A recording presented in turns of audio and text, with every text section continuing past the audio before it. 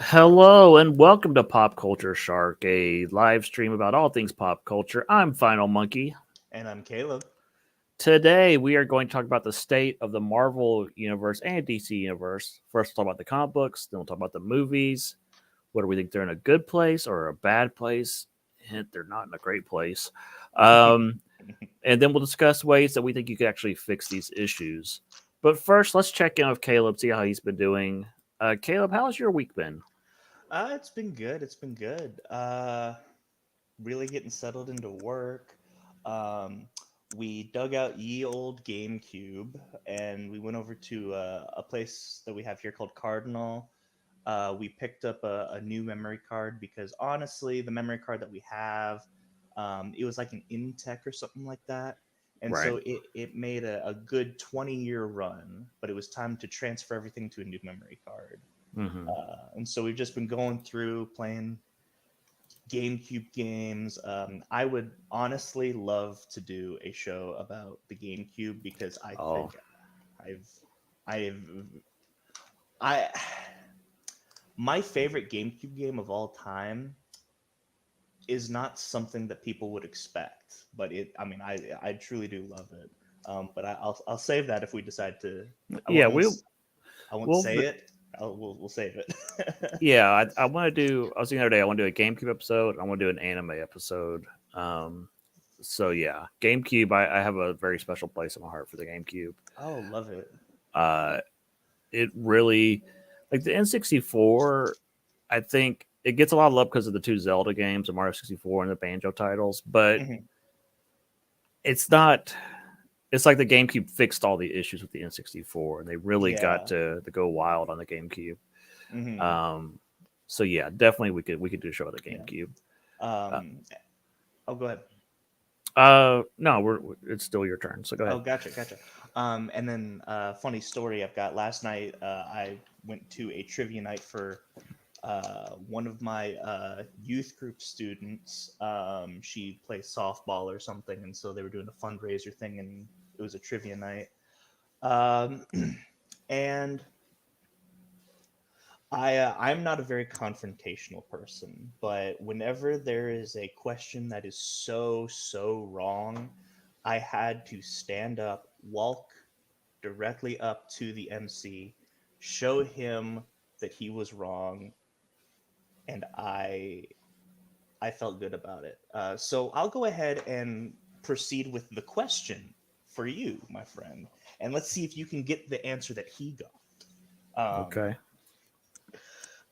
Everyone knows that Superman is from the planet Krypton Mm-hmm. and landed in Smallville. Mm-hmm. What state is Smallville located?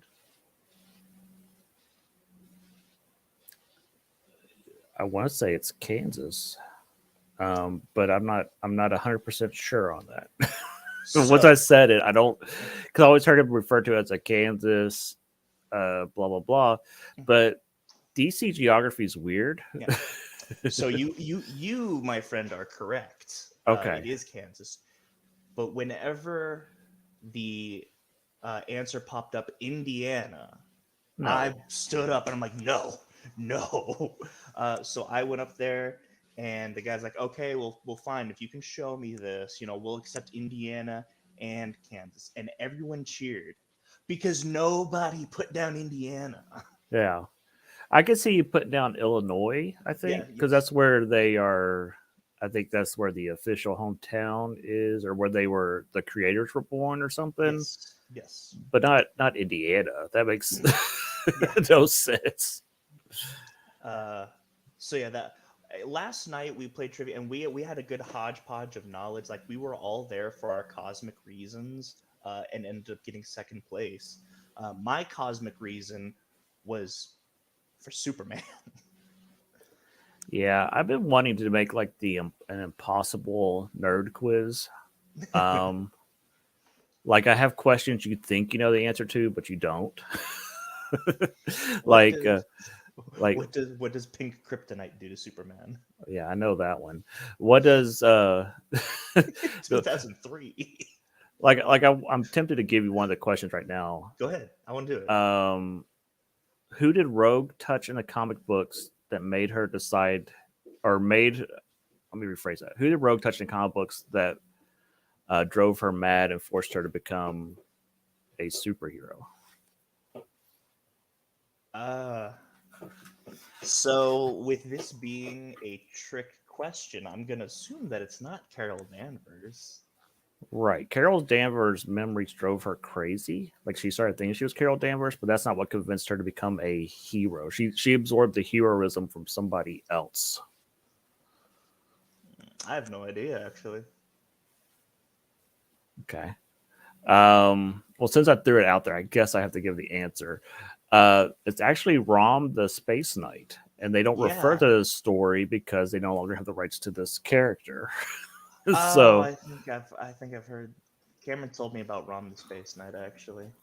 yeah, it's a Hasbro character. They don't have the rights to him anymore, and he played a very important role in Marvel Comics. He lots of crossovers, lots of stuff, and they can't refer to those stories anymore. So it's like all this lore that's getting lost because they can't refer to it. They can't reprint it, you know.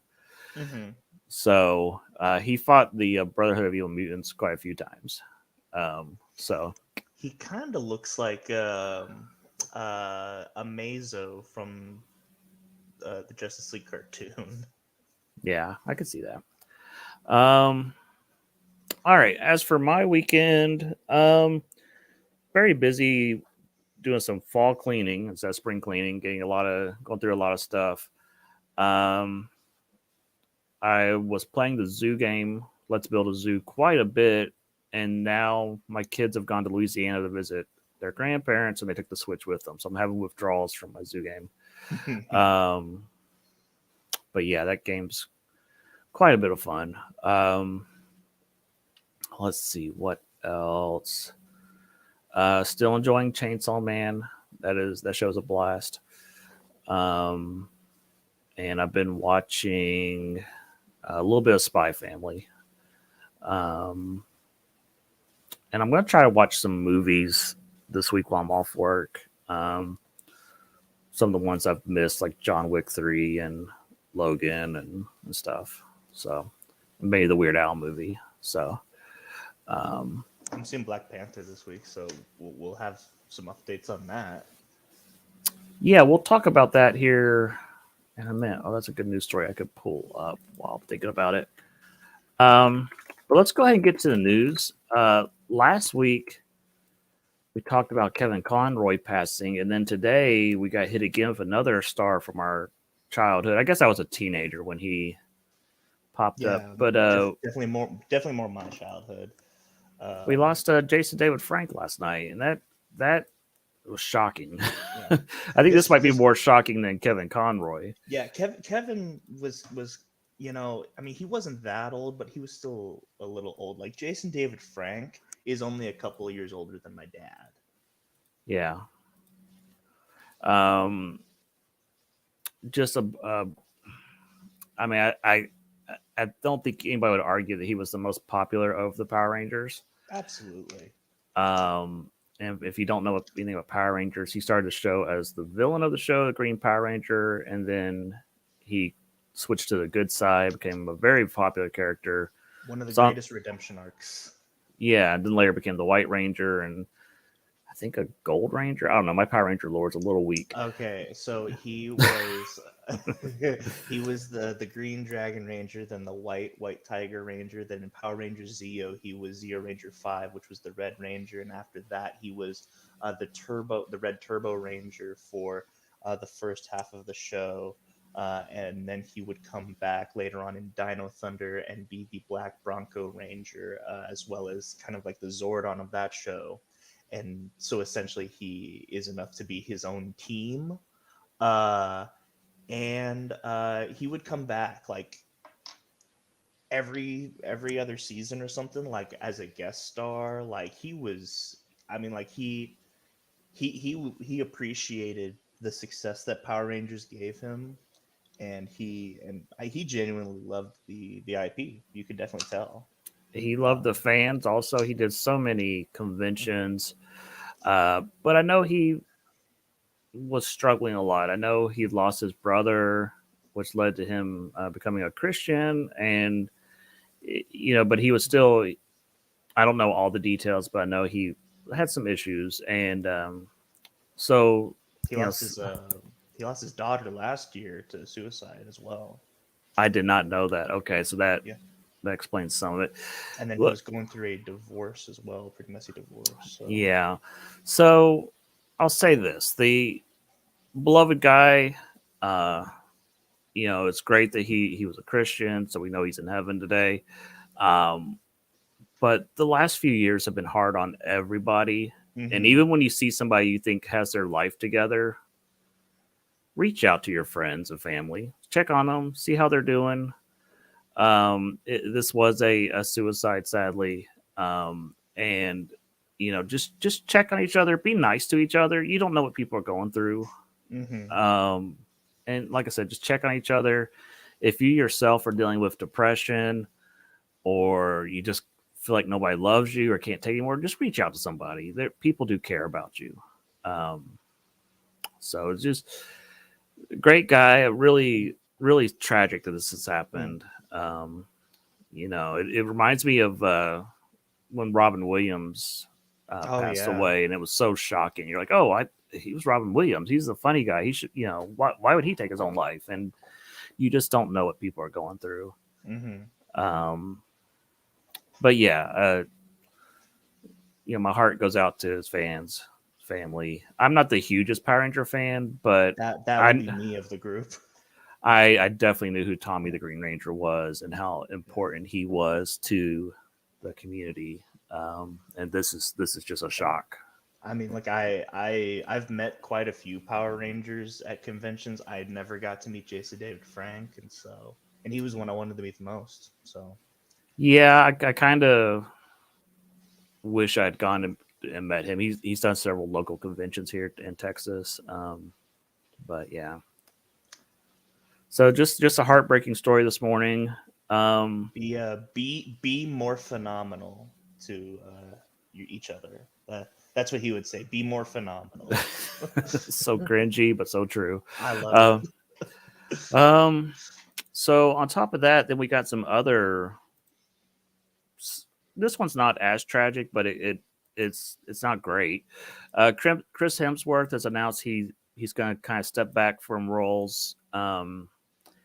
Basically, he had some genetic testing done and found that it's highly likely, he does not have it yet, but it's highly likely that he will develop Alzheimer's in the future. He's predisposed genetically to developing it. So he's decided to kind of step back, spend more time with his family. So we wish him all the best. Mm-hmm. He's one of the shining spots of the Marvel universe. I figure he's probably got one or two more Thor appearances in him, and then he's probably out. Mm-hmm. I figure he'll do Secret Wars and maybe one more Thor movie. But I yeah, was very honestly, me personally, I was surprised that whenever Downey and Evans left, that he stuck around. But well, we might talk about here shortly, but the original plan was that all of the original Avengers were going to die in Endgame. And they kind of, I don't know if it was, I might have this completely wrong, but I know Favreau had a huge plan for them killing off Iron Man. I don't know if he kind of persuaded them not to kill off everybody. But yeah, it's we talk a lot about movies. We love movies, but your friends and family are way more important than any stupid movie. And so I'm glad he's taking time to spend with his family. Yeah, that's the thing that with Kevin Conroy, JDF, and Chris Hemsworth, we definitely criticize because that's kind of what that's kind of the natural thing whenever it comes to media. But these are real people too, so Absolutely. Usually, when William Hurt passed away, your first thoughts are, oh, what are they going to do to? Are they going to recast him? What are they going to do with Thunderbolt Ross? But then it's like, oh wait, this is a person. This soul just went out to eternity. We got to be more mindful of, that there's way more important things in these movies. So, so tonight we're going to talk about Marvel and DC, and I think first thing that we need to say before we get into this is that we are huge Marvel and DC fans. We love these properties, Mm-hmm. and we want the best for these properties. Um, we want them to be successful. And sometimes when you love something, you gotta come down hard on them. And so Yeah. tonight, it's gonna sound like we hate these properties. We don't. We are both. I'm a huge Marvel fan, and I like DC characters. I'm not like the hugest DC fan, but like there are spots that, like Batman, Superman, Flash that I love. He's a Uh, Marvel, I'm a DC, you know. yeah, basically, yeah. Um, but I want both companies to succeed. And I so don't think it's they've ever succeeded like at the same time. I think if one's good, the other one's bad. Like I don't think they've well, ever had a point where they were both good. it's kind of like WWF and WCW in the '90s. It's good when both of them are putting out their best product and challenging the other to put out their best product, and you Mm-hmm. get a good rivalry going, because that's when you're gonna get the best content and the fans really win at that point. Um, so we'll talk about more here in a minute, but the film industry, but Marvel's been the king. I don't think anybody would argue that for a while, but now we're starting to see things change. But before we get to the films, we're going to talk about the comic books. So we're going to talk about the comic book industry. I got into comic books probably early '90s. I was a rabid collector for probably about 10, 15 years. And then I stepped away from collecting every month, um, and then kind of switched to trade paperbacks. And then I just started buying. So I don't read things monthly, but I will, if I hear a story's great, I'll pick up the trade paperback. Um, and then I read a lot at the library. So I really kept up with what was happening every month in the comics. And here recently, I've just hit a spot. I don't care. So I don't know if your story is similar. My story is with the help of my father, you pretty much everyone around me got me into comic book movies and cartoons. I am of the Bruce Timm era, we'll call it. Um, that was what was out whenever I was a child. And then, I start getting into trade paperbacks. And then around the time of DC Rebirth, um, is whenever I actually start getting like a pull list, and I start keeping up. And DC Rebirth was a good time. So you got to refresh my memory, because, like I said, my DC foo is terrible. DC Uh, Rebirth was okay, what was hold on. after. Oh, go ahead. Let's rewind. So we had, I think, Flashpoint happened, and then Yes. was it 52 after that? New 52, yes. New 52 came out of that, Mm-hmm. and then at some point they stopped New 52, and was that when Rebirth happened? Yeah, that was Rebirth. And then after that they did something else, right? It kind of just became Whatever. DC Universe. Like it was. So we are still in the Rebirth era technically, even though it's not labeled Rebirth anymore.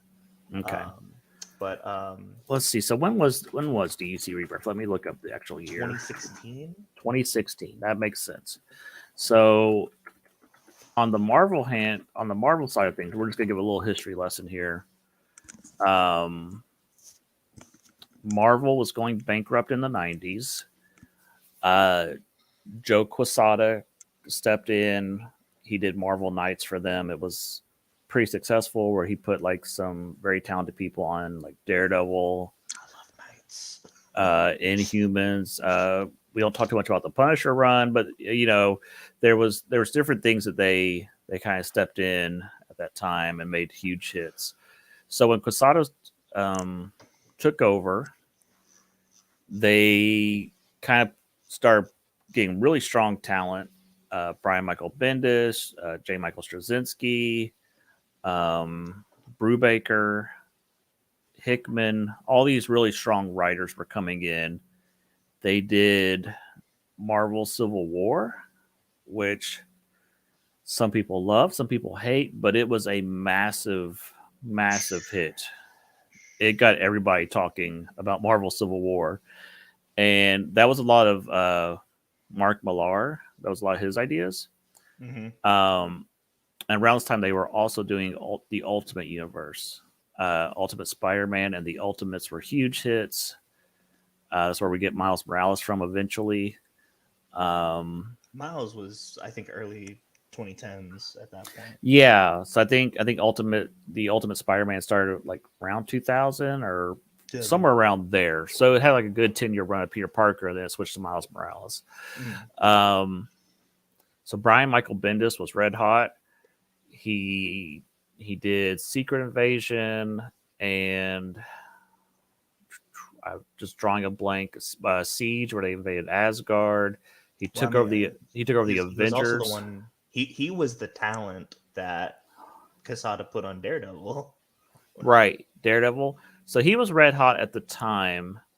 Then he kind of stretched himself too thin. They thought he was red hot and could do anything. And while he can do street level stuff really well, yes, and his Avengers is not bad, some things just because he was a fan of, he was not a good writer of, like Guardians of the Galaxy or X-Men.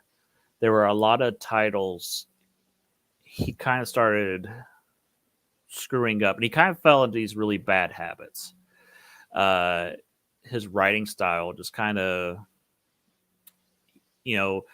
all of his characters sounded the same. They were all very talky. You would be reading forever when you were reading a Bendis comic book. So that was one issue going on. The other thing was, and we're kind of skipping a lot of stuff. There was a lot of writers like Abnett Lanning, who had a great run on Guardians of the Galaxy. So many great runs were happening during this time. Well, Bendis left, and a lot of the other creators were starting to leave. So Jonathan Hickman was asked to, he was writing a Fantastic Four story that turned into an Avengers story. Eventually it turned into Secret Wars. And spoilers for Secret Wars, at the end of it, the Fantastic Four kind of go away, Reed and Sudu, and they along with their children start rebuilding the multiverse. This was kind of a stopping point. The stories all stop right there, and right then it was the perfect spot to relaunch the Marvel Universe, and they didn't do it. somewhere, and this happens a lot, editorial dropped the ball and said, "Nah, we'll just keep doing whatever," and Marvel just went down the toilet at this point.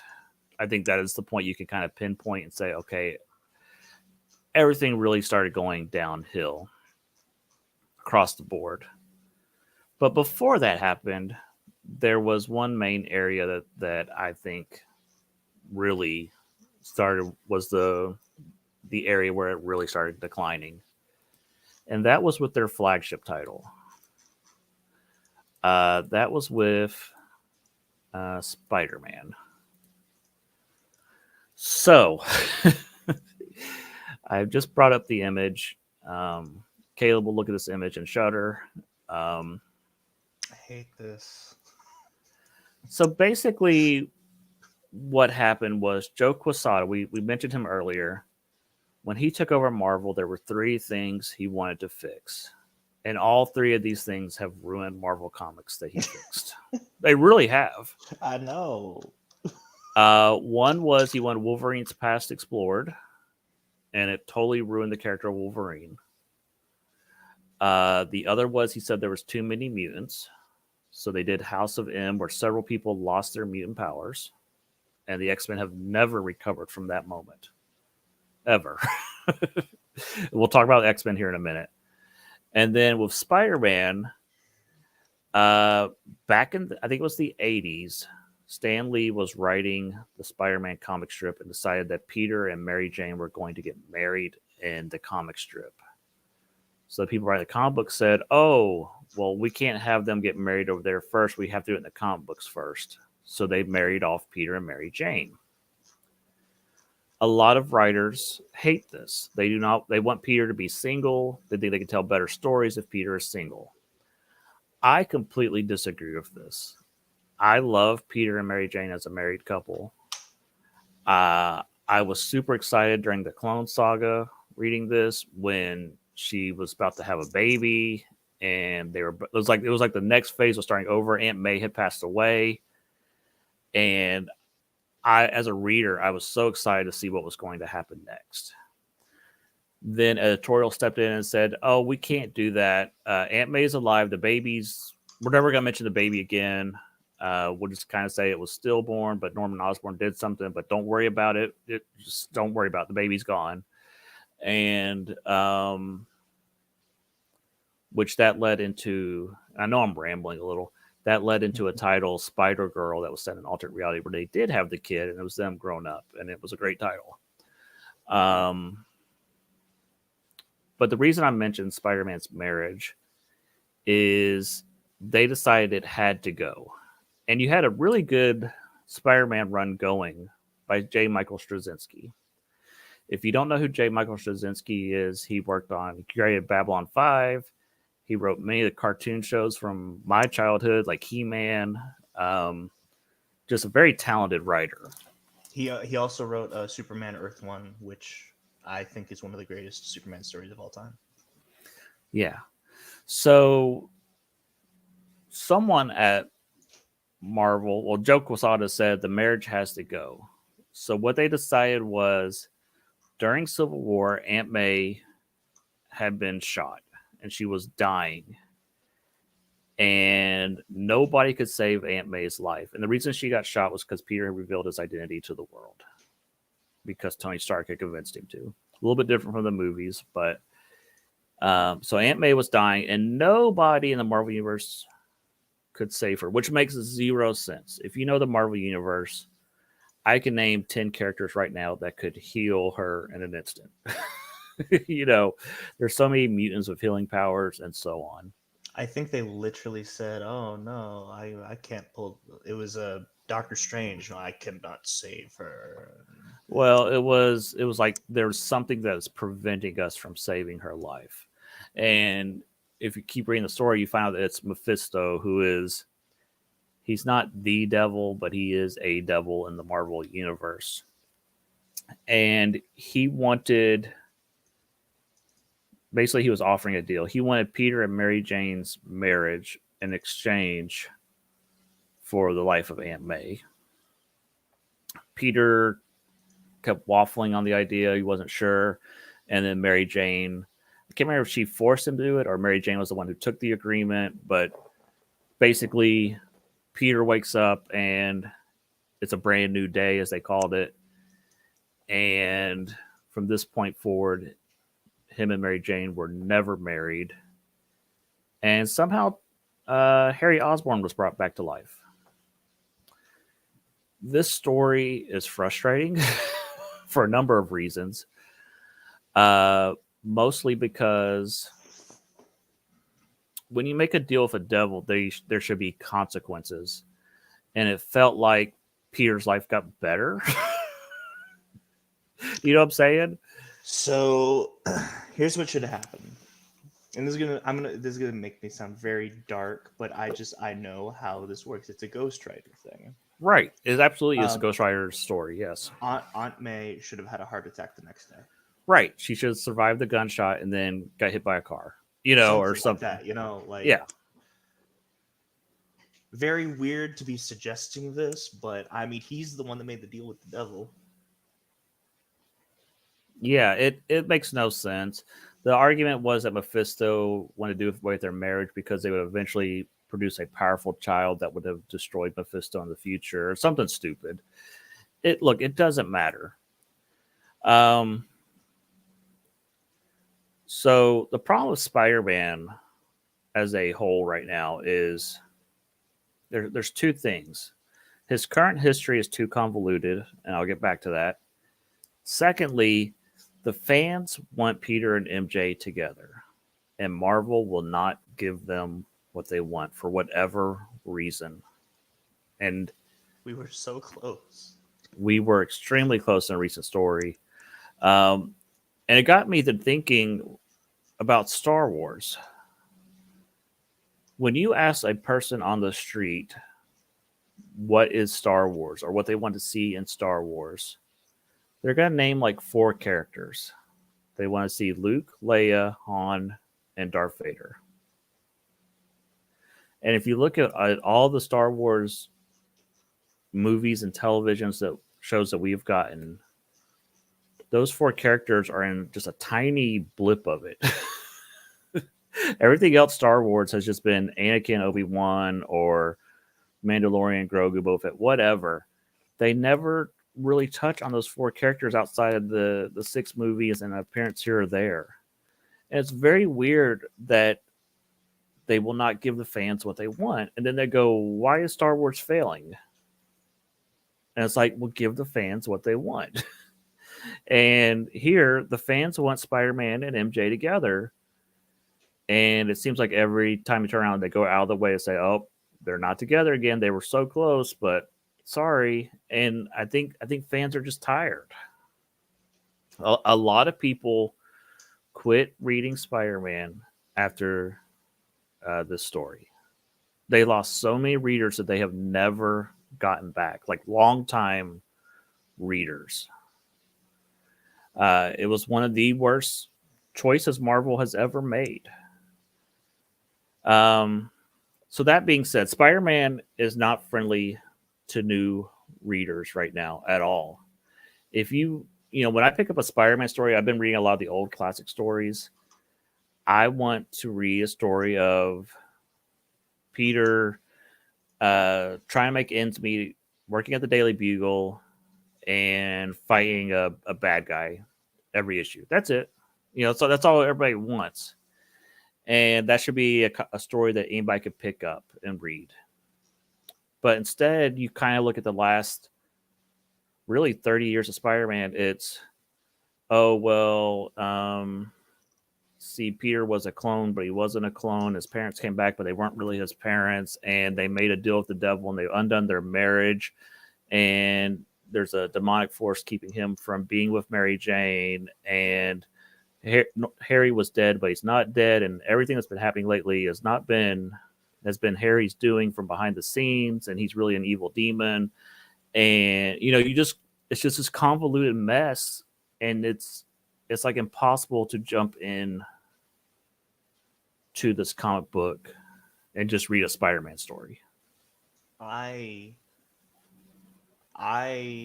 will always point, like, if someone is looking for the Spider-Man that you're looking for in 2019, and unfortunately this only lasted for like 14 issues because it wasn't popular. They didn't market it. No one read it except for me, and I loved it. Tom Taylor wrote Friendly Neighborhood Spider-Man. Yeah, it was fantastic. It was. I mean, it's what you're talking about. It's like just him making ends meet. Like, it wasn't big stories. Yeah, you kind of have to, if you were going to take over the Spider-Man title, you have to just take everything that's happened the last 30 years and just throw it away. And that's kind of what was happening here. I can't think of the writer's name, but he just Nick Spencer was on the verge of fixing all this, and then he left for Substack because they offered him a bunch of money. Story was unfinished, and Marvel editorial changed a bunch of stuff, and now we're stuck with Peter working with Norman Osborn, and Norman Osborn's going to become the Golden Goblin, and Mary Jane's engaged to somebody else, and Spider-Man's clone is evil now, and I don't know what's going on. It's awful. I just want Spider-Man fighting the Sinister Six, So yeah, it's unapproachable. The other thing is, we'll get back to what I was about to say. We'll get back to the writers, current writers. So that's Spider-Man. That's your flagship title. Your other flagship title is X-Men. X-Men was the biggest thing ever in Marvel comic. Like I think it was the biggest title ever back in the 80s and 90s. And at some point, after Claremont left, who made X-Men huge, Scott Lobdell stepped in. He did a decent job. Wasn't the worst. I know at the time people gave him a hard time, but looking back, those are some pretty good comic books. And then we've had like blips of good runs. You had like Joss Whedon come in and did Astonishing X-Men. That was pretty good. You had Grant Morrison come in, do his new X-Men. Pretty good. For Extinction. Yeah, new X-Men was really good. And basically Grant Morrison kind of screwed over Marvel and announced, "Oh, I'm going to DC, bye." And they got so mad at him, they immediately undid all of his stories as soon as he left, and it made no sense. So if you're reading this, and that was, again, Joe Quesada, if you're reading this, there's all this stuff going on behind the scenes, and it's just destroying your reading experience. You're like, why is this happening? This makes no sense whatsoever. They killed off Magneto, and then he's back in the next issue saying, "Oh, that wasn't Magneto. The guy you've been reading about is Magneto for 2 years has been a fraud." And you're like, what? you know?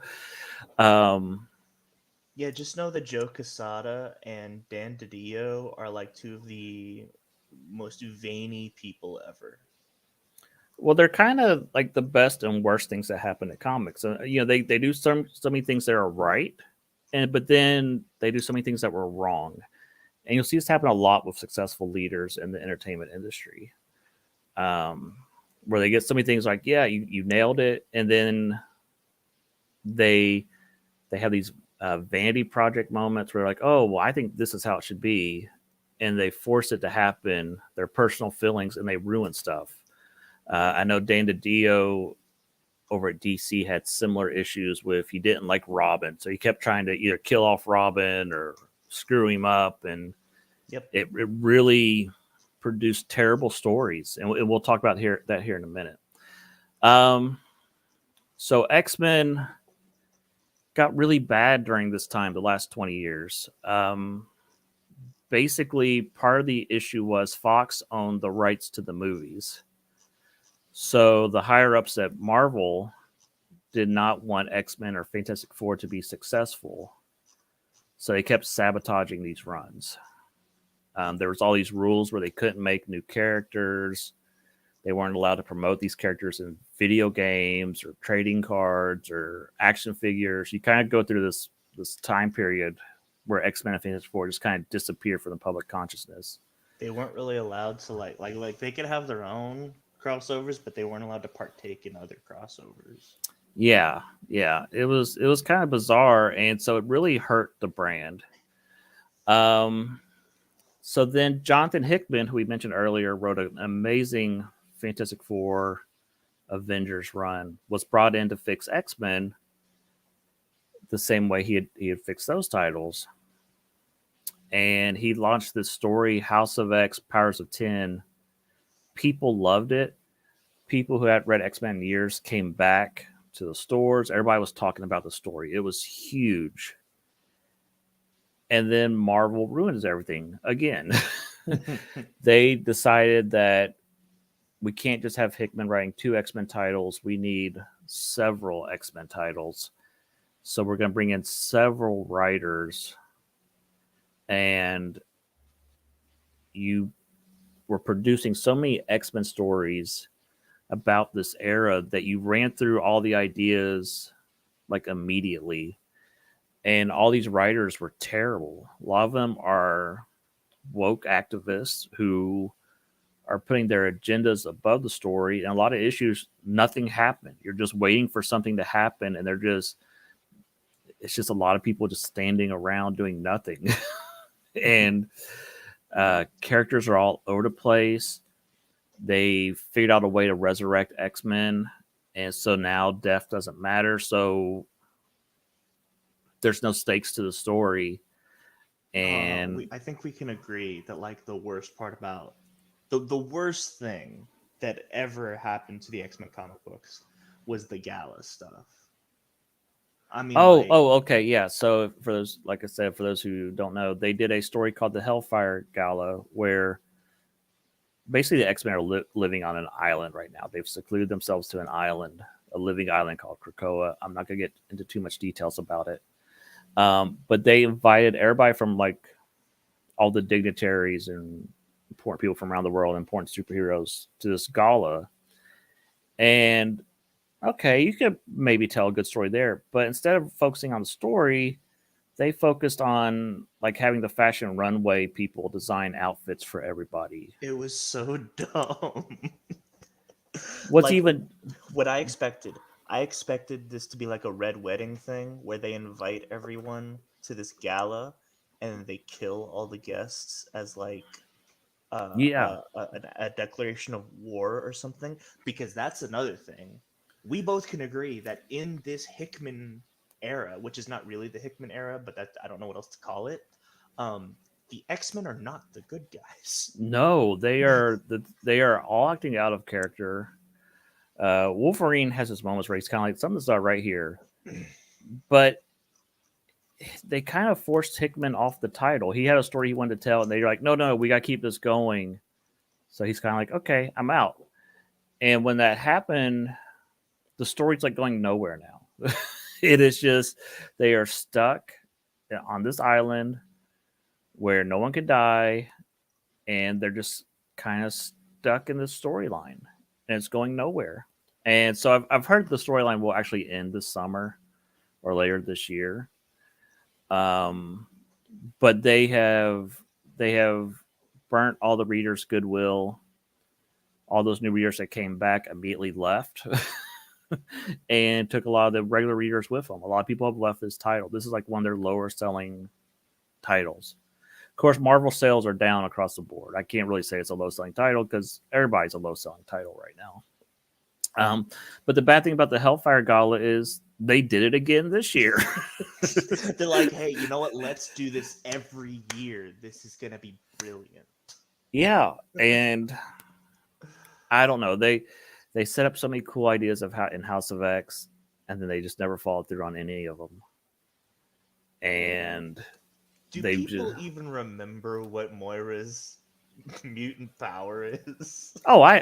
I know I exactly what Moira's mutant power is. She basically is it's a Groundhog Day mutant power. She just when she dies, she's reborn and relives her life over, and so she keeps changing the timelines to try to make it better. right, right, and that was the interesting part. And then Yeah, we've gone, that and Nimrod and the Sentinels. Those were the interesting parts, and we've barely mentioned them. And when they have mentioned them, they've kind of ruined those concepts. It's a mess. There's yeah, too many titles. The writers are too busy fighting on Twitter with each other and the fans. They're too busy changing the sexuality of every character or this or that or whatever, trying to score woke points. Um, and everything's just too convoluted. That's where Marvel's at. Let's switch over to DC. Okay, and this is gonna be more you than me. We mentioned Brian Michael Bendis earlier. He yeah. left Marvel and went to DC, and everybody's like, "Oh, this is gonna be huge. He's gonna revolutionize Batman." He didn't end up on Batman, and it would have made so much sense for him to end up on Batman because he had done this amazing Daredevil run, Yeah, street level. and So, that's the thing is Bendis is so no. You know what their issue was. So Bendis switches to DC, and then DC says, "Hey, you can have whoever you want." They didn't assign him a character. They said, "Who do you want to write? We'll give it to you." And so, one of the greatest Superman runs of all time by the great Peter J. Tomasi, which mhm, was a phenomenal Superman run. Like the man knows. So in New 52, Tomasi actually wrote Batman and Robin, and then he mhm, wrote the DC Rebirth Superman. The man knows how to write family, and that was kind of the point. Was that very very much a family oriented Superman comic, and brought in Jonathan Kent, and I mean, it was just great. And he was like what, like age 5 or 6 or something in the Yeah, comic. yeah. And He was. I mean, no, he was a little bit older because he was friends with Damien. okay, and so basically, when New 52 happened, they didn't quite get Superman right. So what they did was they kind of just brought Superman back from the old universe, right? Yep. Superman and the Lois, and they had a kid with him now, Jonathan. So you had this lovely family title.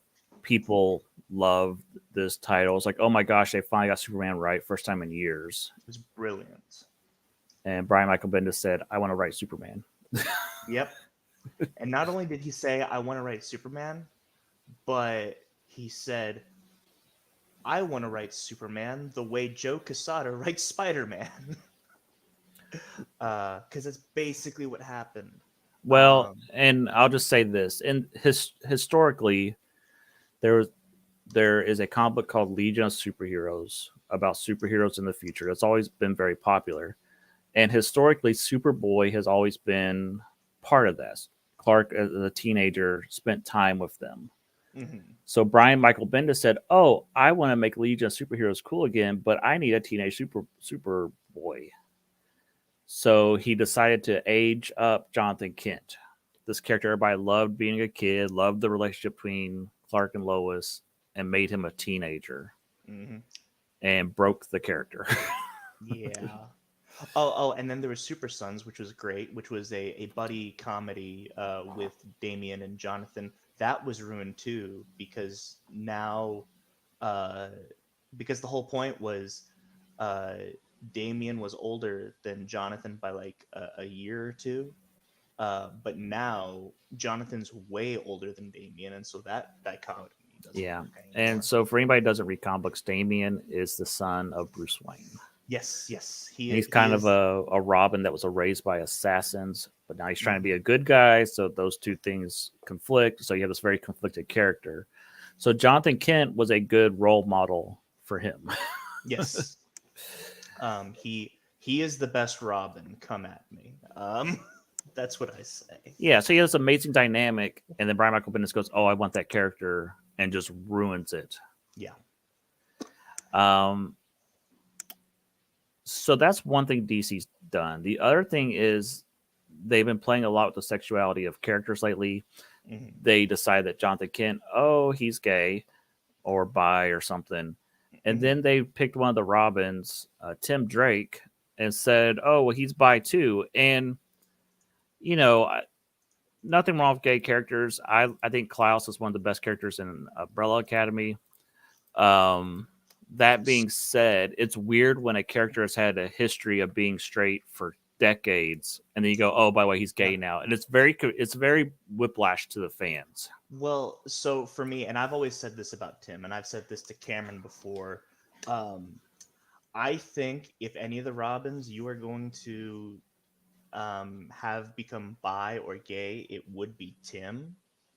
Um, but here's the thing: is not only did they make him bi, but they completely changed his character to like a stereotype.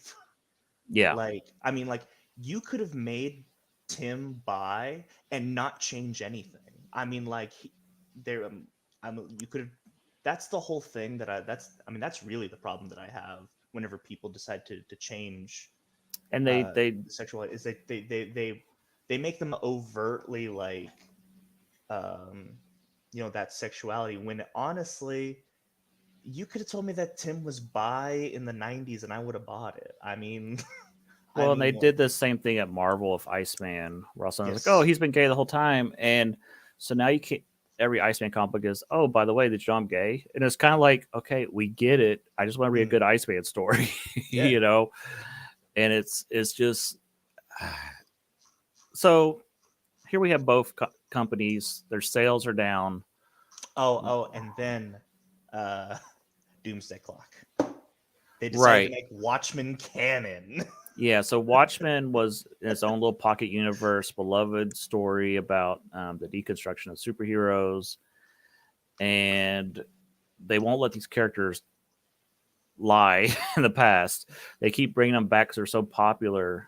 And Well, so they and if they let them lie for too long, they lose it to Alan Alan Moore. Moore. Yeah, there's a rights deal that says if as long as they keep it in publication, he does not get the rights to those characters. Such a ripoff. Like that's the one thing that Alan Moore is crazy and he is a jerk and I don't like him, but he's definitely being screwed over in this department. Oh, absolutely. Um, so that being said, writing is terrible across the board. Artwork is terrible, but there's no money to pay these people because the sales are so low. So that's why we're getting art like the art I have on the screen. Um, they will not give the fans what they want. DC is the only comic that really sells over there right now is Batman. So most of their titles are Batman. Like 3/4 of their titles they produce or something crazy is Batman. Yeah. And then they had a really good. Okay, so I don't care what anyone says. I love Tom King's run of Batman, and I thought James Tynion was fantastic as a follow up. But then the problem is they're running all of their they're running all of their good writers away. Like they're not giving them a reason to stick around because James Tynion the Fourth was only around for maybe like a year or so, and he was supposed to be able to like be the next big Batman writer. Yeah. So we still got to talk about the film, so we need to wrap this up a little here. So, how would you fix Marvel and DC comics? 'Cause I think they're both similar. So, I think we can kind of talk broadly about both as how to fix the comic industry. I guess would be the better question. And it's very simple. I think it's a very simple answer. You gotta simplify things. Like, don't have so many books out at one time. Don't worry about telling big, uh, earth-shattering stories every single issue. Whenever you tell an earth-shattering story every issue, not a single one of them is earth-shattering. Absolutely. And that's similar thing that's happening in the movies now, where every movie has to be the end of the world, and it doesn't have to be the end of the world every movie. Yeah, so very much I would simplify it. I need Batman to be see, so the problem is everyone wants to do their magnum opus now. No one is willing to wait to write their magnum opus. Um it's one of the things that I think is an issue with like actual books as well. So Everyone here, wants to write Lord of the Rings. yeah, where everybody wants to write their Watchmen or their Dark Knight Returns, basically. Yeah. So here's what I would do. I would fire 90% of both staffs. Just get rid of, unless you're a talented writer, editor, or artist, you're gone. I would go back then. There are several great writers from the 80s and 90s that are still around that are just sitting at home wishing that they could get a call from Marvel or DC. For whatever reason, Marvel and DC don't want to work with John Byrne or don't want to work with Chuck Dixon or whoever. All these amazing writers. And I think you bring in these classic writers, bring them back, and put them in like almost editorial / mentorship roles to the next generation of writers. Kind of put them in charge, but then they're teaching the next generation of writers how to fix things, how to make it better, how to do it the old way. And I agree with what you said. Simplify. They need to cut down to like both companies less than 50 comic books a month. They really do. And I think that DC is at its best at the beginning of because DC relaunches a lot. yeah, DC's at the best when they're at the beginning of their relaunches and because there's just a small list of comics that they're writing, and it's great. I think that Marvel, they've been pretty good about not relaunching, but I think they kind of need to have like a soft relaunch, not like a nothing matter reboot. Everything's new, but kind of just a back to basics reboot. Kind of reset everybody back to their core characters, and then just turn them loose. They should do what they said they were going to do for the heroic age, but then they went back on. Yeah, yeah. So you need better leadership at Marvel, and like those mentor type writers that I was mentioning, and then you need to get some of these people that let the company get squandered, get rid of them. Your Tom Brevoorts that have just been there too long. You know, they've just been there way too long and just let the company go away. You need to get all your creators off of social media. Social media is the devil. It just ruins these writers. I don't want to know how horrible a person you are. And I won't know that until you get on social media and tell me that you're a horrible person. And then I don't want to read your comic book. Yeah, see, I used to just hate Dan Slott because he sucked at writing, but now I know that he sucks at being a person too. We're going to have a show where I make you read like 5 or 10 Dan Slott stories, and I'm going to try to make you at least enjoy some of his work. I enjoy Superior and Spider Island. Yeah, those are good. I think Spider-Man Human Torch, I'm with Stupid is fun. His She-Hulk run. No, he didn't write Superior Foes. No. His She-Hulk is fun. He started Avengers Initiative. That's fun. His Arkham Asylum book is amazing. Oh, is that the Great White Shark? Yes. Yeah, I've read that one. That one's great. Yeah. Okay, but I'm getting sidetracked. The other issue with comic books is no one's reading them. Like the next generation is not reading them. They're all reading Dogman and manga and whatever. Which they should. Which they should. Better. There's nothing wrong with those. Yeah, that you get a better because comic books are too expensive right now, and you get you spend $5 for a comic book where nothing happens, and characters are just sitting around waiting for something to happen. And that's like the manga market is doing so much better than comic books right now. If you look at like the top selling comic books, they're all manga. Right. And so one of the things that Viz Media, the manga company, did was you get the last 4 issues for free online of whatever title. And if you want to read the older titles, then you have to subscribe to their online whatever. Mm-hmm. Or go buy the books in the store. That's genius. Oh, yeah. Love it. So I read, like I get to read the new issue of One Piece for free every month. And then if I want to go buy the book, I go buy the book. That's how your title should be. You should be giving comic books are like drugs. You should give the first hit for free and then you pay for it. I mean, it is. That's how it used to be.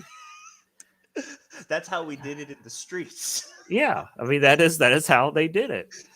You go behind like an alleyway and like, oh man, you got the Godless Teen Titans. And most of the public has no clue that comic books are even still being published or even how to go about buying them. Yeah. So you got to get them back into Walmart or the gas station or wherever. And then you could put a little blurb on Disney Plus. It won't cost you anything saying, hey, want to learn more about Spider-Man? Here's a website of where to go to buy comic books. Done. Also, if you put comics back in Walmarts, don't put them in like the 3-pack of reprints that look cheap as crap. You need to make a trade paperback that is reasonably priced, less than $10, of some of the greatest stories ever. $20 is too expensive for a 6-issue trade. No, I'm talking. Well, yeah, that's another thing. I'm not talking about you. I'm talking to the people.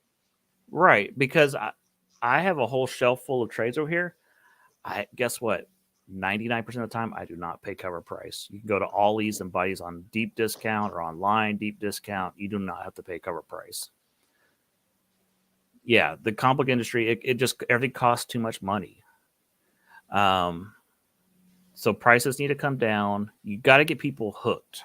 So you got to give them your best for cheap or free, and then once you get them hooked, then you'll start fixing things. Putting out the schlock. Yeah. So that's the comic book industry. And I know most of our viewers are probably more into the movies. So let's switch over to the state of films. We won't go too much into history here because most of y'all know the history. Yeah. So let's just Marvel should have ended after Endgame. It would have been great. yeah, I think I don't disagree. I think maybe one or two, like I think the two Spider-Man movies are a nice wrap up to it, but just let it be. Um, But they can't. There's just so much money to be made. so Marvel was the king of the world at Endgame, and then Phase 4 was announced at, I guess it was Comic Con, and we all saw the lineup and we all said, "Oh no." What is this lineup? And I think that's when they had introduced the Eternals cast or something on stage, and it was just kind of like, there's nothing here to get excited about. I don't care about a Black Widow movie. I've already had 6 movies with her in it. Eternals. They announced Blade, which we still haven't seen. And I think that's where they announced that Fantastic Four will eventually be coming. We're still waiting on that. So I will say the pandemic happened, and that kind of hurt both of these industries, the comic book industry and the films. That's fine. But the problem was we're past it, okay? If you haven't recovered by now. Exactly. And I know movies take a while to make, so we're getting towards we should be getting towards the tail end of pandemic stuff that was being produced. So it seemed like Phase 4 just took forever.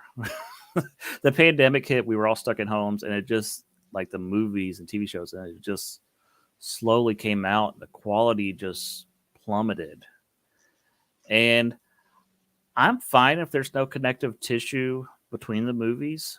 Like I don't have to have like an affinity gem in every movie. That's fine, but don't tell me there is a connective tissue when there's not one there. They're like, "Oh yeah, this is all connecting to something." You're like, "Is it?" Yeah, I mean, like you're getting into how to fix Marvel, but go off. Well, this is the issues happening right now. So you had, I know some people like Shang-Chi, fine, whatever. I What, did. but I would say there's 3 average to subpar movies that came out in a row: Black Widow, Shang-Chi, Eternals. That hurt the brand that all 3 of those came out in a row. I wouldn't call Shang-Chi subpar, but it definitely was not a flagship character. Right. It's not a character anybody knows. So that Right. that hurts. Like it doesn't matter that Shang-Chi, because I think Shang-Chi is great. But as far as the brand is concerned, that doesn't matter when you're smothered between 2 bad movies. Right. So Spider-Man, we will all agree, No Way Home is an amazing film. Yeah, made billions of dollars. Awesome. That's great. However, that's maybe they had to share their profits with Sony. So it wasn't great for Disney. Then we got Doctor Strange 2, Thor 4, and Black Widow 2. Black Panther 2, thank you. Some people like these movies. I haven't seen Black Panther 2, but I have not enjoyed the last 2 films. I mean, I thought they were okay. I enjoyed Doctor Strange for what it was. I'm a big Sam Raimi fan, so I enjoyed that. And Thor Love and Thunder, I think at this point I was just so like I was so ready for it to be as bad as Ragnarok that like anything like would have surprised me. So I enjoyed it for what I enjoyed the last 2 for what they were. But no, I mean like they haven't been great. So Marvel was cranking out great movies up until Endgame.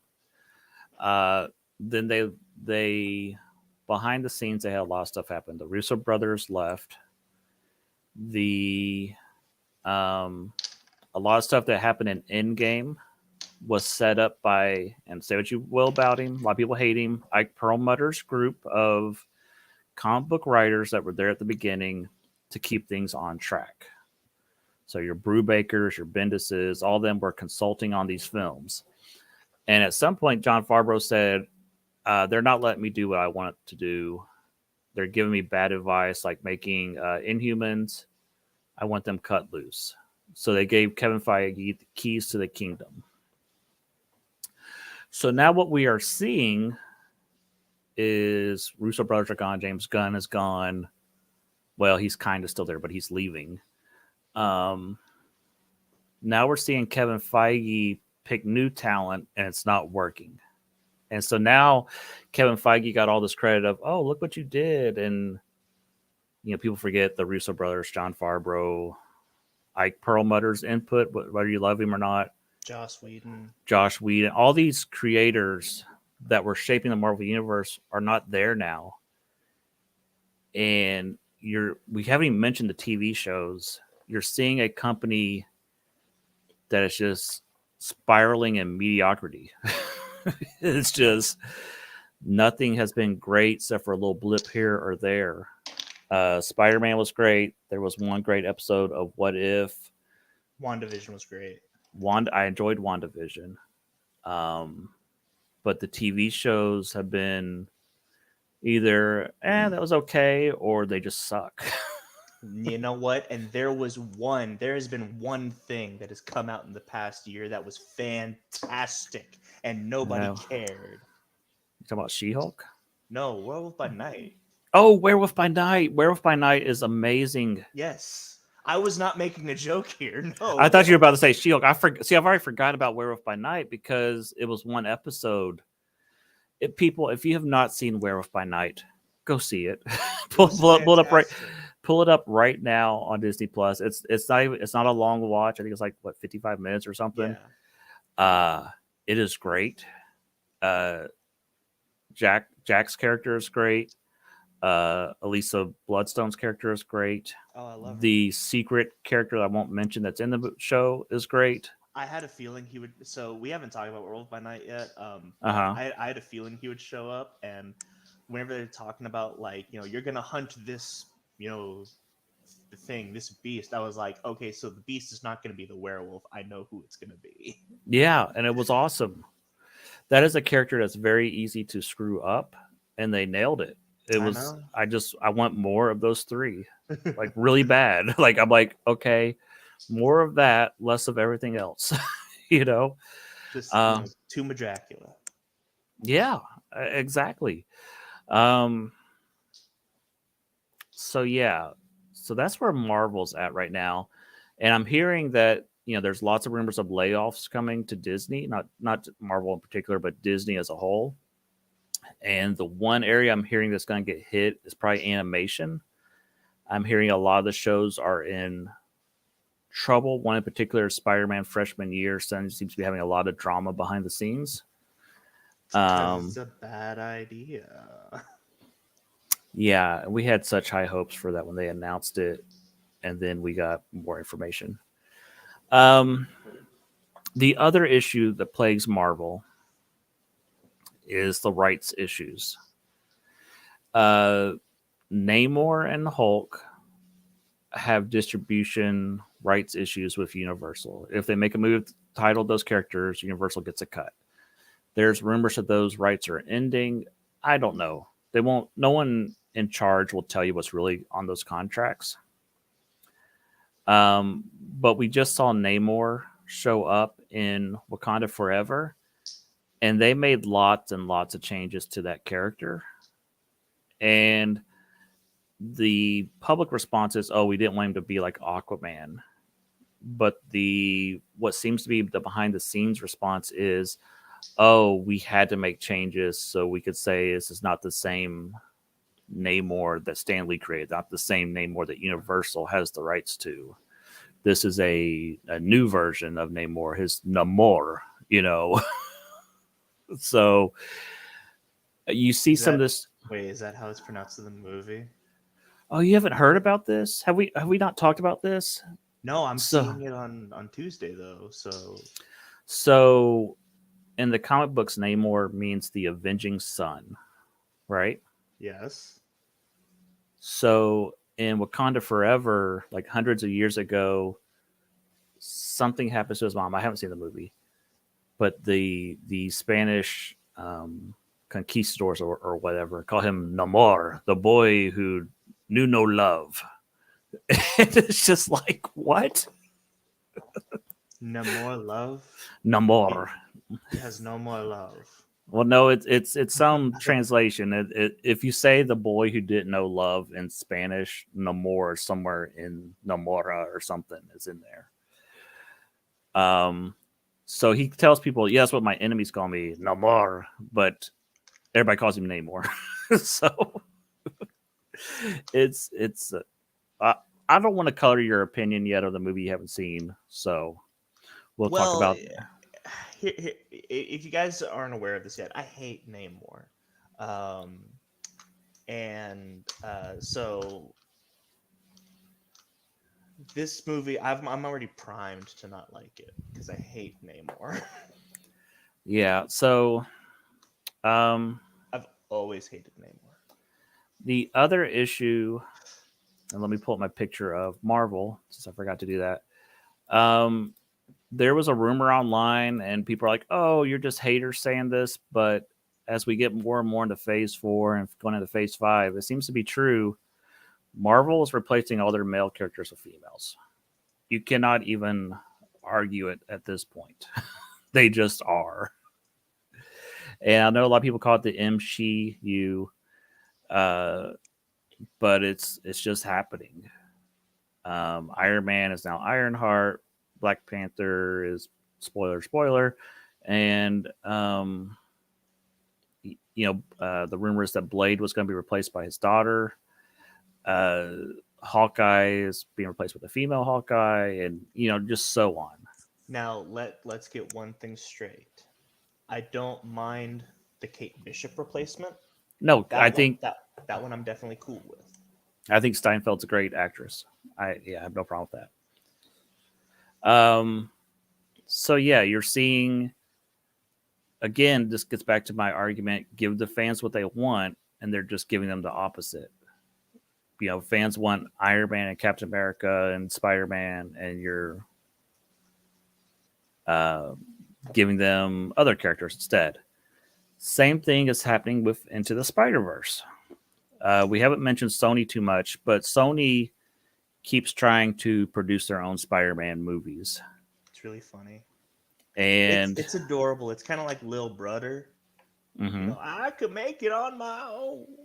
Right. So had some success with Venom, but then you have stuff like Morbius that was terrible. Madam Web actually doesn't sound that. It wasn't that bad, but it definitely no one saw it. I'll definitely Yeah. say that. You have Madam Web coming out, which actually on paper does not sound that bad. It sounds like it's gonna be like a Terminator type plot where they're trying to save baby Peter Parker from Ezekiel for some reason. Yeah. That's just me though. I'm the only person who likes Ezekiel. Yeah, so Sony is only allowed to use characters that Marvel says that they can use that are part of the Spider-Man universe. So they did Into the Spider-Verse animated film with Miles Morales, Spider-Gwen, Peter B. Parker, Peter Porker. We loved it, or at least I did. I think you loved it too, right? Oh, absolutely. It's like my number 2 or number 3 Spider-Man movie. Yeah, great film. So they're doing a sequel. Fine with the sequel. They're picking some weird spider characters to be in this one. 2099 makes sense. Yeah, I'm cool with Spider-Man 2099. Big Miguel O'Hara fan. I'm hearing Peter B. Parker, if he's in the movie, he's not in it much, which is a shame because he was like my favorite character. He was the best. But I mean, we're gonna get like Jessica Drew Spider-Woman. There's an action figure I've seen in the stores of like it looks almost like a Hulk-shaped Spider-Man, but it's a girl with cyborg parts, and I'm just like, what is this? I don't know who this character is. We're getting Spider-Punk, which that makes sense. There is I love who they got to play Spider-Punk, but it's not who I would have picked. Because it's Daniel Kaluuya playing Spider-Punk, which he's a great actor. I would have rather it had been Billy Joe Armstrong. I thought that would have been really funny. For those who don't know, Billy Joe Armstrong is the lead singer of Green Day. And I thought it'd be funny to get Spider-Punk played by a punk rocker. No, it makes sense. Yeah, so Spider-Man. Sony is still trying to cash in on the success of Spider-Verse. So one of the announcements we got this week was that they wanted to do a cartoon show spinoff for Amazon, and then they realized, oh, we're not allowed to do cartoon shows. That's not part of our deal with Marvel. So instead, they're going to do a live action spinoff, which I didn't realize it was live action today when I told you this. Oh my Of god! of Yeah, this is news to me.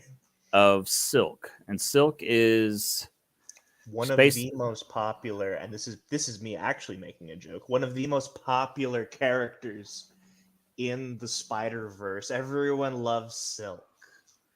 And I probably have these details all screwed up, but basically the spider that bit Peter turned around and bit a second person, and then she was locked away for several years, and then she's been released, and now she has similar powers. Is that right? Yep. Yep.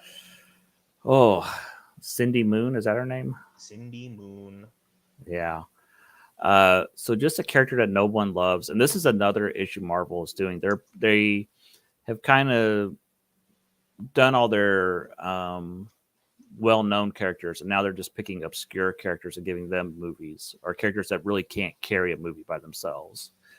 With the exception of Fantastic Four and X-Men, they've kind of ran through all the Avengers. I think they should go completely the opposite, because what they're doing is they've gone through all the A, B, and C lists, and now we're getting like the D and E and F list. I think you should just go straight to Y and Z list characters. That's what you should do. And this will be part of how you fix it. Let's go ahead and talk about how you fix Marvel. Werewolf by Night is kind of a Z-list character, and we loved it. Oh yeah. And I know doing standalone movies can be expensive, but that looked pretty cheap that they made that Werewolf by Night that looked, pretty low budget, and they just nailed it. So instead of doing all these movies and TV shows where you're trying to connect things, just give me a one shot of here's Nova, or here's trying to think of an obscure. Here's a one shot about Sleepwalker. He doesn't need his whole movie or TV show, but just tell me the story of Sleepwalker. Cool. I'm done in 55 minutes. Let's move on. Here's a Darkhawk 55-minute special, or Slapstick, or whoever. There's so many Stiltman. Yeah, there's so many obscure Marvel characters that do not deserve a movie, do not deserve a TV show. But I'll take a Marvel Comics Presents type show where you just tell me a 50-minute story about that character. It'd be great. And then if those characters prove to be popular, then you can say, oh, and now they're going to guest star in an Avengers movie or whatever. Yeah. Now, the first thing that he mentioned was Nova. That does not reflect anything. Nova deserves 1,000 movies. Okay? Oh, there is no reason not to do a Nova Annihilation movie. Like, I would introduce Nova with Annihilation. I think that'd be great. Oh yeah, because where you've left the Nova Corps at the end of Endgame, that they were destroyed off camera, that's the perfect place to start Annihilation. There's no one to stop the wave of bugs, because the Nova Corps is gone. Mm-hmm. So they're just going to roll over the universe. And then you can introduce stuff like the Shi'ar. There's all kinds of stuff you could do with Annihilation. The Phalanx Covenant. Yeah. So how do you fix the MCU? I think simplify. The first thing that they should not have labeled this anything. No, this should just be we're out of phase 3. We're just kind of chilling for right now. Yeah. We're making the multiverse saga. That was a horrible thing, because here's the thing: they didn't even call this the Infinity Saga until after Endgame came out. And so the problem with calling it the multiverse saga is Doctor Strange 2 has kind of dealt with it. Loki has dealt with it. Spider-Man's dealt with it. That's it. None of the other movies, unless they've mentioned it indirectly, have basically had nothing to do with the multiverse. And you're dragging it out so slowly. I just watched a recap of Everything Everywhere All at Once again, where they explain the multiverse so quickly in that movie. And it's I mean, that movie goes places in 2 hours. It really does. You get so much information about the multiverse in 2 hours, and it feels like the MCU has just told you just a fraction of what that movie told me in 2 hours. Yeah. So here is what I would have done. Because right now we're only in phase 4, so I only know how to fix phase 4. That's really all I can say. What did we do for phase 1? What was that?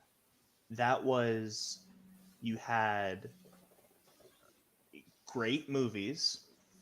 And yes, I'll go ahead. Compared to the schlock that we have now, Iron Man 2 and The Incredible Hulk are great movies. Yeah. So you had great movies that were all connected by and they were great, kind of like self-contained movies, but they all had the one connection of uh, Nick Fury going around trying to put together the Avengers, right? Yeah. Phase 4 should have been the same thing, but you get Julia Louis-Dreyfus as what's her face, and she's going around collecting the villains to make the Dark Avengers or the Thunderbolts or whatever they're going to be called. That should have been your phase 4, and then your culmination at the end of phase 4, because that's the whole thing, is that each phase was bookended by an Avengers movie. Do you know what's bookending phase 4 now? Is the Guardians of the Galaxy holiday special, which I'm excited for it, but that's not an Avengers thing. I don't need that to be an Avengers thing. I need that to be funny. And if you ignore that, then Wakanda Forever is your bookend, and that's just, it's not a bookend movie. It's kind of a, we lost our hero, let's mourn and kind of look to the future type movie. Yeah, no. So, in my opinion, you should have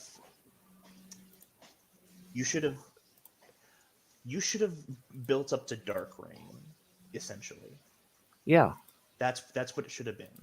Yeah. And even then, your cast for the Thunderbolts ain't that great. No, they didn't set up the Thunderbolts correctly. They have not been setting up the villains to be the Thunderbolts. Number one. We'll just leave that number one. You had not set up that correctly. I agree. It should have been Dark Reign that they were setting up. And on the other hand, you're setting up the Young Avengers to stand against the Dark Reign because the other Avengers are not here to stop them. Right, exactly. So what I would have done is this culmination, and I'm at this point I'm pitching my own Dark Avengers saga. But this culmination Avengers movie would have been like Infinity War, where like the bad guys win, and then phase 5 would be getting the Young Avengers together and a world that is in ruins because of the Dark Avengers. Sure. And then at that point you can kind of, phase 6 go on with your multiverse saga thing. But the problem is if you remember, there was like barely, if you take out the Cosmic Cube being the Space Stone, they didn't mention the Infinity whatever at all in phase 1. They barely mentioned it in phase 2. So this is what I'll say is the theme of the night, simplify, is correct. It's getting too much to keep up for me, and I'm a comic book guy. And it's kind of getting to the point where like it's just getting too unwieldy. When you look at the schedule of all the TV shows coming out next year for Marvel, and how most of them are shows I'm not interested in to begin with, and then there's a lot of FOMO with the Marvel fans, of fear of missing out. Fear of missing out, and that's going away when people are realizing, oh, doesn't like Shang-Chi has anything to do with this other thing, so I don't have to watch that. Or, oh, She-Hulk didn't really set up anything, I don't have to watch that. So you're having the Marvel fans, you'd program them that they couldn't miss anything, and now they're starting to say, oh, it doesn't matter if I watch this. And it's killing the viewership. Do you know what it was? I know exactly what it was. It was everyone was excited for Doctor Strange because it was going to be the sequel to WandaVision. We all watched WandaVision. We all loved WandaVision. How is this? Oh, this is pretty good, but wait, we didn't need to watch WandaVision to understand this? Yeah, that, and then it's just and this is part of the pandemic, but it's just taking so long for there to be any payoff to like Loki and Son of Kang. It was like, oh my gosh, we split the timelines. Great. We're still waiting for something to come out of that. We're still waiting for Ant-Man, Quantum Mania, or whatever. That should have been like the next movie after Loki. Should have been dealing with what just happened in Loki. So simplify. Again, I say fire half the people there. I hate people to lose their jobs, but when you're not doing your job correctly, you just got to start cutting some of the writing staffs that are so bad. Some of the activists, again, cut them, and then bring in the talent and cut the talent loose. We saw Werewolf by Night, when you just kind of ignore the talent, let them do their thing, you're going to get quality material. We see it with Andor as well. Yeah. Even though nobody's watching it. Yeah. It's, I mean, like, as it turns out, if you let people like do passion projects, you're gonna get heart and soul. Yeah. So I think I mourn the Edgar Wright Ant-Man movie that we never got. Right. So I think that for the MCU, Secret Wars has to be the ending, and you have to reboot the universe after that with X-Men, Fantastic Four, and a new Avengers. You recast all the Avengers and you start over. Yes. I would set everything in the 60s and just go to town. So it's something different than what we just got. But, do something different with the character, so it's not the exact same thing, and tell some of those classic stories that you skipped over to get to all the modern craziness. I think that's the best thing to do. Tell simple stories that are interconnected, but not as interconnected as they were, and just tell good stories, and cut back on the amount of content you're putting out there. You have to cut back because there are just too many Disney Plus shows and movies coming out. So that's Marvel.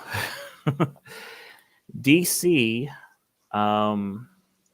Good job, DC. You're not doing too shabby right now.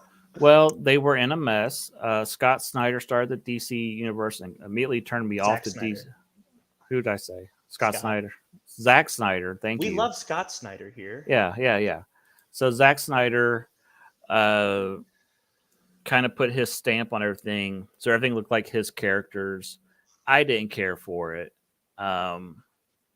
We got Batman versus Superman, which should have been like the biggest movie of all time. And it just didn't. I mean, it performed okay, but not what it should have done. We got a Justice League movie that, again, had a lot of production issues behind the scenes. Zack Snyder had to leave the project. Joss Whedon took over, so he had a movie that was kind of it didn't connect. It was kind of bipolar. How it was, two different movie kind of crammed together. Mm-hmm. So Warner Brothers, who owns DC, has gone through a lot of changes, a lot of buyouts and mergers and whatnot, new leadership over and over. So we're just going to fast forward to today. They've merged with Discovery. Zaslav is in charge. The head of Discovery is now head of Warner Brothers. And he has pulled in James Gunn, and I cannot remember the other guy's name. Give me 1 second. I will look it up. His spouse. Blah, blah, blah, blah, blah. James Gunn takes over DC. Anyhow, James Gunn, who did Guardians of the Galaxy, and Peter Safran's the other guy. James Gunn, who did the second Suicide Squad movie and did a pretty good movie that a lot of people didn't see, has been put in charge. DC has a lot of issues with their talent. behind the scenes. There's Amber Heard was in the news quite a bit.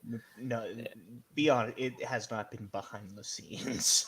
It's been Well, front and center. yeah, Amber Heard, and then the Ezra Miller. Ezra Miller. Thank you. I couldn't think of his name. He's actually been quiet here lately. They have Calm both. before the storm. Yeah, they have both been causing a lot of trouble behind the scenes. So a lot of DC movies have been kind of on hold right now. Aquaman 2, The Flash, and or outright canceled like Batgirl was. So they have announced that James Gunn is now going to be like almost like their Kevin Feige of DC. And Which basically, is what different because James Gunn has talent. Ooh, shots fired. Yeah, well, I think Kevin Feige has. Here's the illusion. Here's the illusion of Kevin Feige. It's like, oh, we have a plan. They don't have a plan at the MCU. They literally do not. Yeah. They're like, oh, we'll get to Young Avengers someday. We'll start setting this up, and we'll figure it out when we get there. Secret Wars will involve these characters, but we don't really know how yet. We'll get there, and Well, so and here's another thing. I think it's completely fine to not have a plan, because Phase 1 they didn't have a plan. They were just making good movies. Sometimes the plan gets in the way. Right, like they showed like the Infinity Gauntlet and Odin's treasure room. Then they're like, "Oh, that wasn't the Infinity Gauntlet. Ignore that. Don't worry about that." There were things that they would set up and then immediately throw in the trash when they didn't work. So I agree with that, but there's kind of this illusion with MCU that there's a master plan. There's not. They did not plan Endgame in 2008. No, definitely not. So James Gunn is going to do like the creative part. Peter Safran's going to do more of the business part. So I think this is good that it's not just one person in charge. They're kind of splitting up the duties.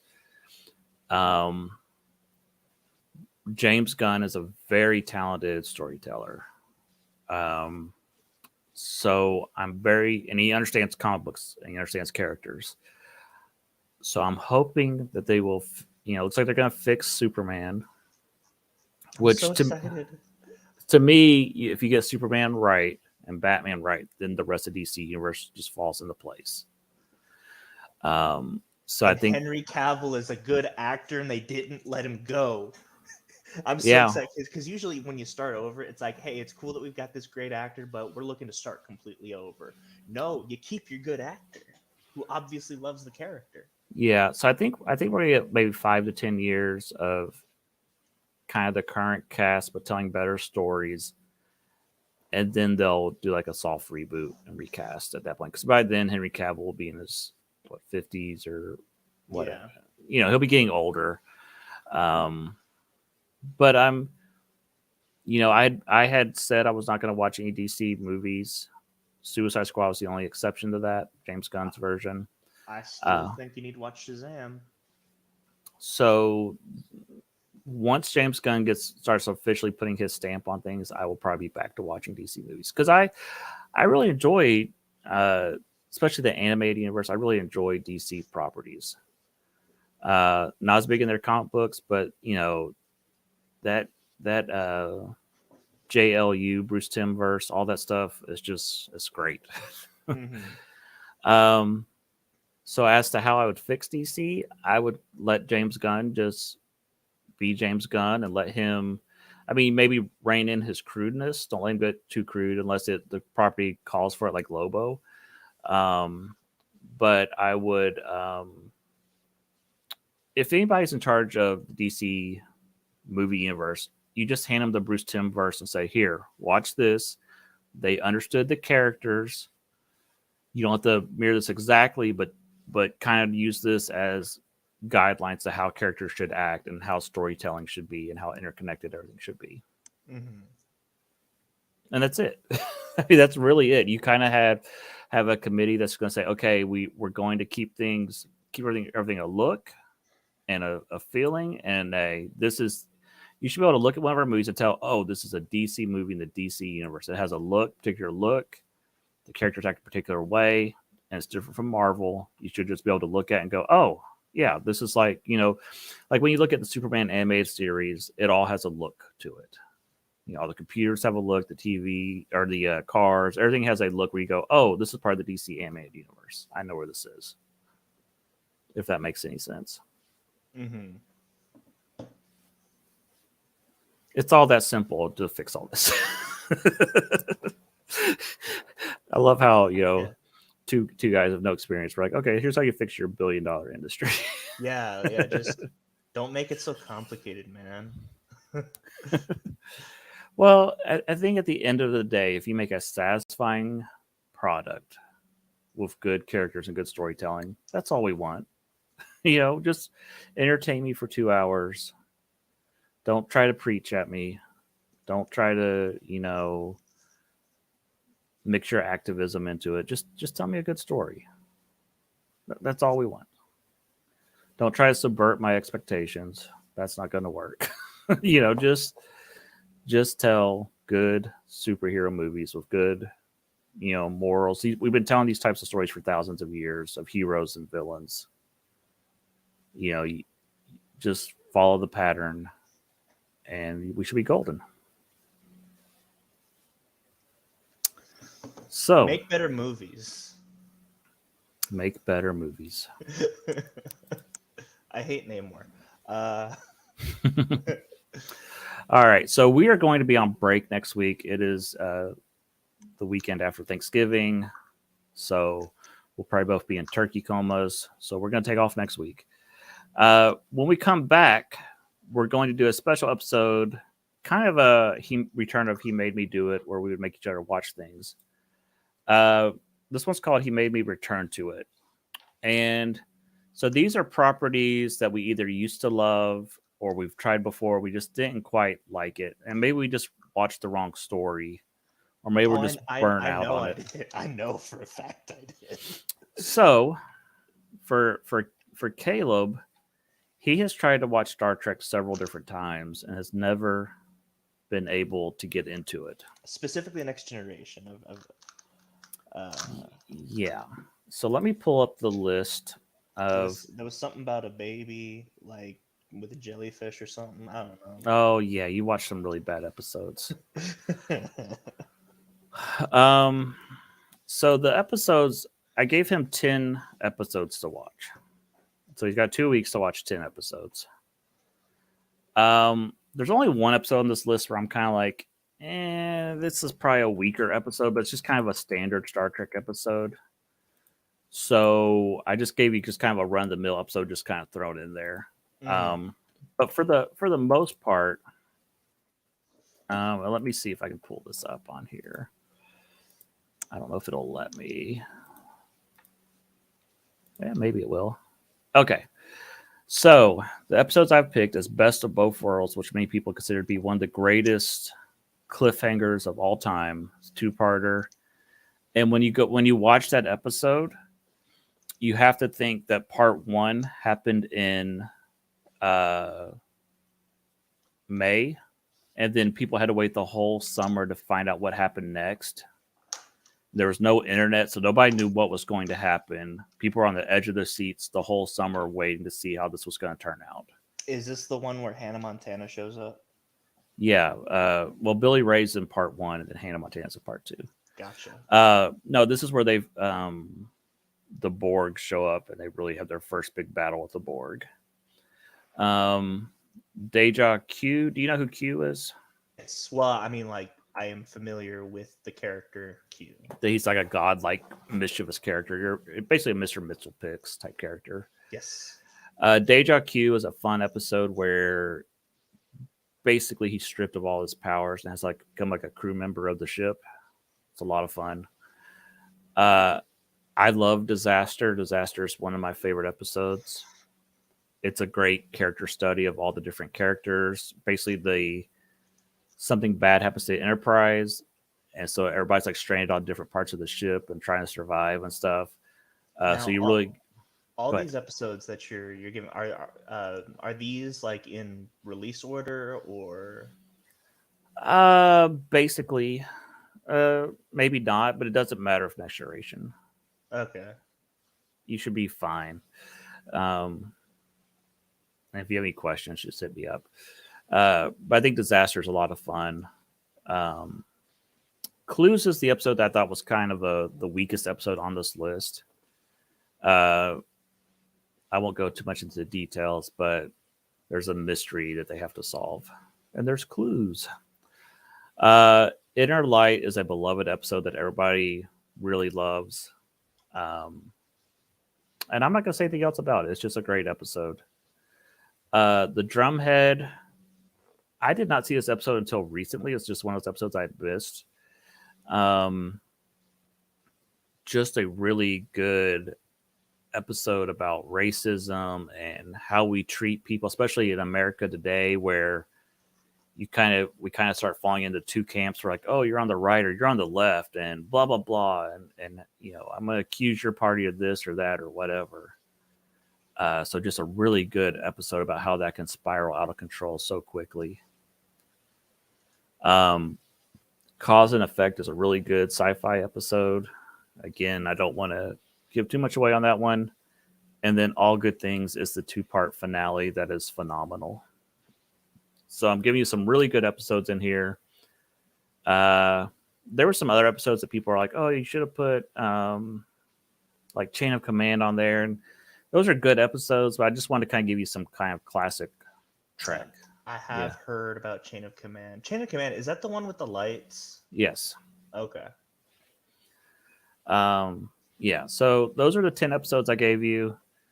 Best of Both Worlds is a 2-parter, and All Good Things is a 2-parter. But I think you'll have a lot of fun with these. Yeah, so I'm going to attempt to make Caleb a fan of Next Generation. I left off the other shows like Deep Space Nine or Voyager. We're just going to focus on Next Generation. Here's some of their best episodes. I could have probably listed another 10 great episodes, but we're just going to kind of focus on some of the best moments. And we'll just see how he reacts to it. Now, this show started in the 80s. It's an older show. And I'm known for my absolute love of the 80s. Yeah, so it's not an era that I hate.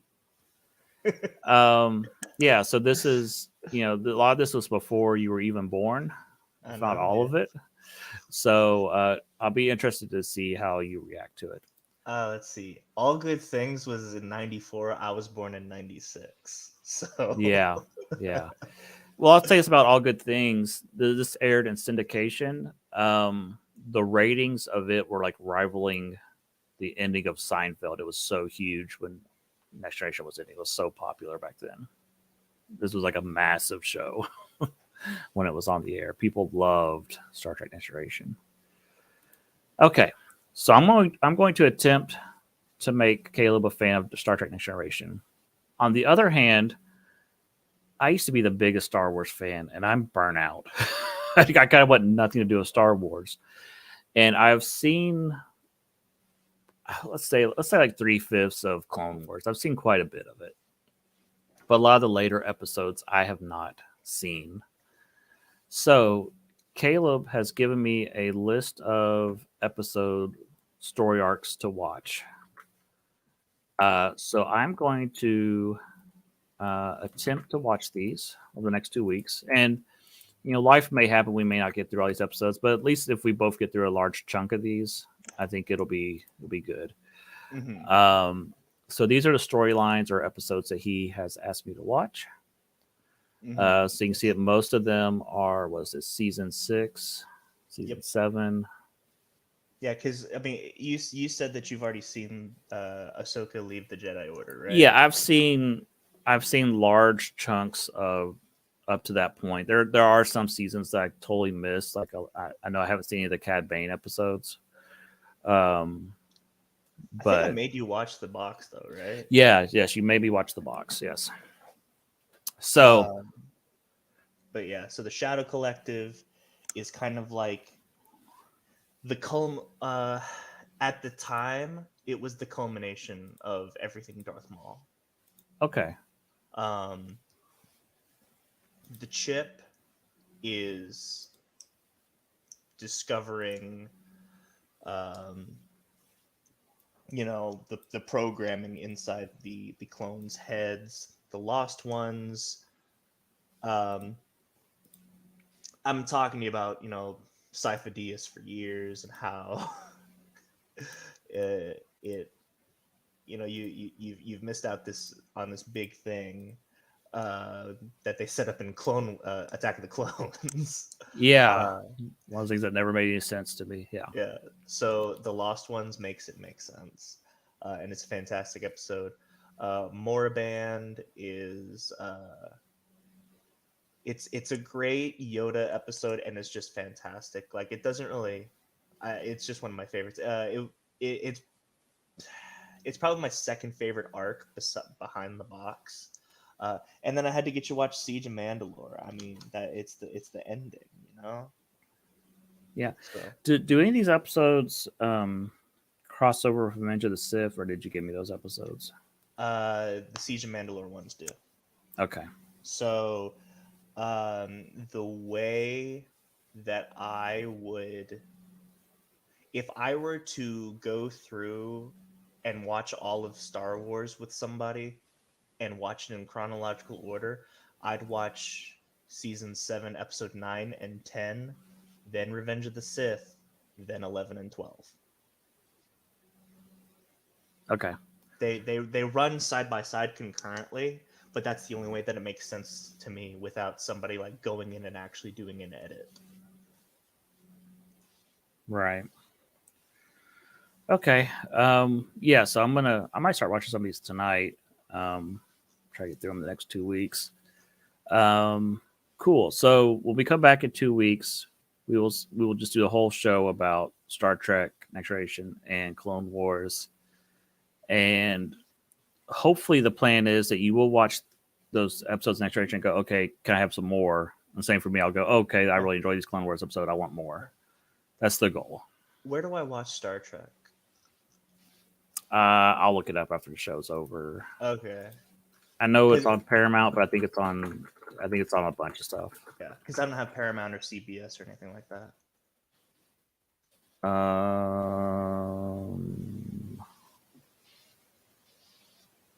Says Paramount. I'll look around because I think I know it used to be on Netflix and Hulu and stuff, but I don't know if it still is. So I'll look around and see if I can find it, or I'll hook you up after the show's over. Okay.